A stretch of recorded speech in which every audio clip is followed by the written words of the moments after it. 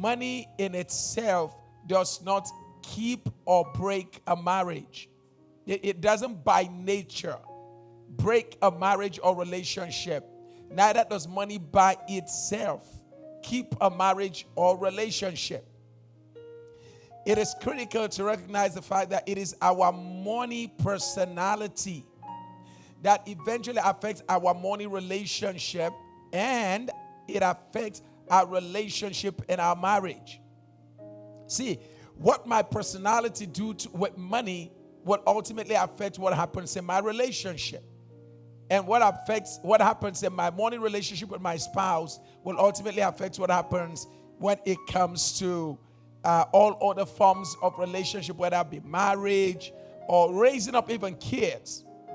So it is therefore critical that we give attention to our money personality.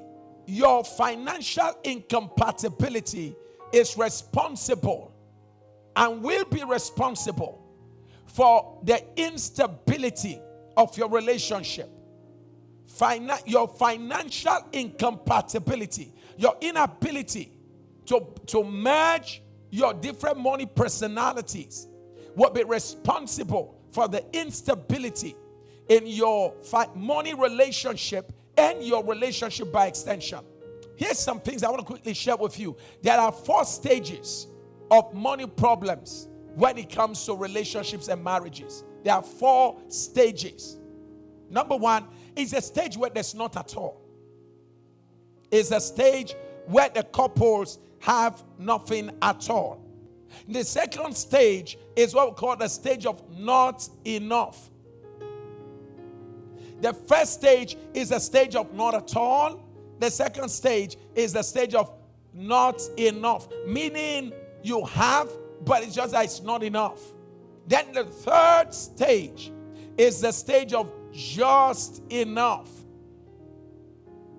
where as an intending couple, all you have is just enough for the stage you are in, the phase you are in, for the things you have to do. Is a stage of just enough. There is another stage, which is a stage of, and I didn't put that on the screen, it is a stage of enough. It's a silent stage between just enough and more than enough. And lastly, is the stage of more than enough. Everybody wants more than enough. But with more than enough comes challenges. With enough comes challenges. It is critical that you are able to develop the competencies to manage that stage of our lives. Let's get down to how to deal with it. If you're ever going to deal with the different stages of financial growth and development, from not at all to not enough to just enough to more than enough, if you're ever going to do that, understanding your money personality is crucial. It will determine the quality of money relationship and the stability that you have in your marriage. So, what are the 5 money personalities? Number 1, write this down. Savers. Number 2, spenders. Number 3, risk takers. Number 4, security seekers. And lastly, flyers.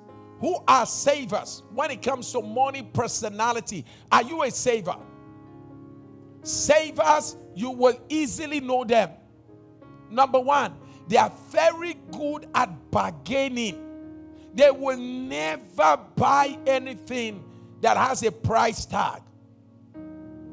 Even if it has a price tag, they will carry it to the desk and say, are you people not going to give me discount? Let me go to the next one. That has to do with spenders. Spenders. From the name, spenders, you know they are almost the opposite of savers. Spenders are those who are very emotional. Savers are rational.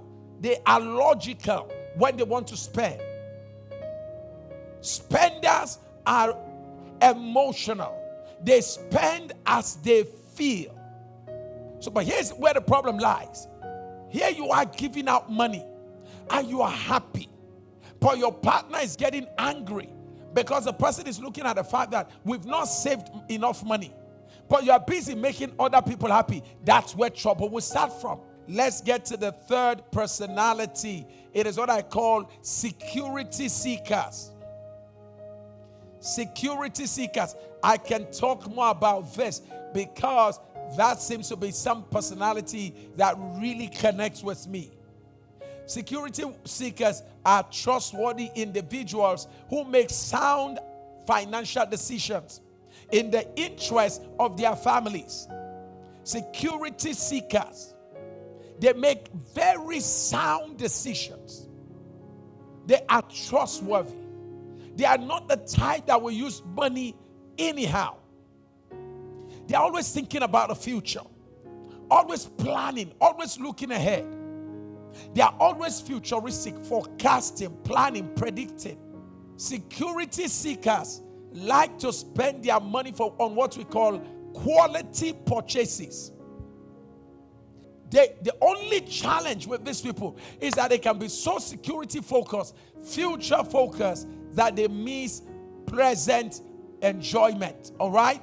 That is where a security person needs to have a spender as a wife. We have what we call flyers. Flyers by the name Fly. There are people that don't like to be attached to money. If they have money, they don't want to be involved in how they manage it. And if they don't have money and there are needs and bills to pay, again, they don't want to be involved in anything that has to do with money. So they'll push it to their wives or push it to their husbands.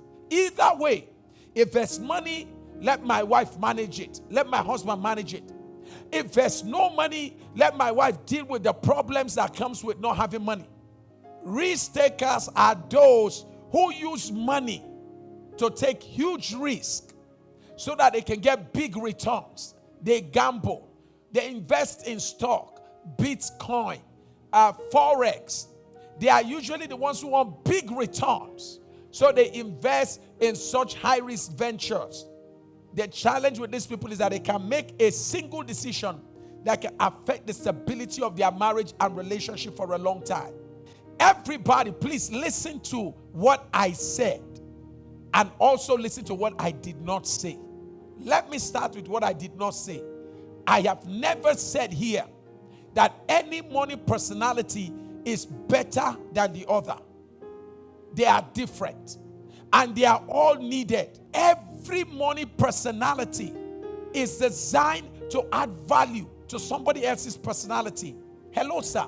Stop insulting your wife that she's a spender. Put her where her personality will find expression. Her personality is uniquely wired to deliver on your weakness. The God we serve is a God of variety. He made us not only with 5 love languages, not only with 5 apology languages, but He also created us with 5 money personalities. God likes variety. Your money personality is not the best. It has its weakness. If you're a high-risk person, a risk taker, it's a good for your personality, which is high risk and high return, will make you one day make like 20 million in a day. But you see, you also need somebody who is not like you to keep the family grounded. So when you make the 20 million, you need a saver. You need a security wife to help you manage the money. What do you do as partners, couples, intending couples, when it comes to money, so that you can enjoy your relationship? Plan together. Number 1, sacrifice together. Make sacrifices together. Number 3, produce it together. Budget together. Make budgets together. Beyond that, manage together. Prosper together. And when you prosper together, celebrate together. Don't bring somebody else on board after you've all done all this together and it's celebration time. And then you go bring somebody else because the one who labored with you is no longer qualified to celebrate with you.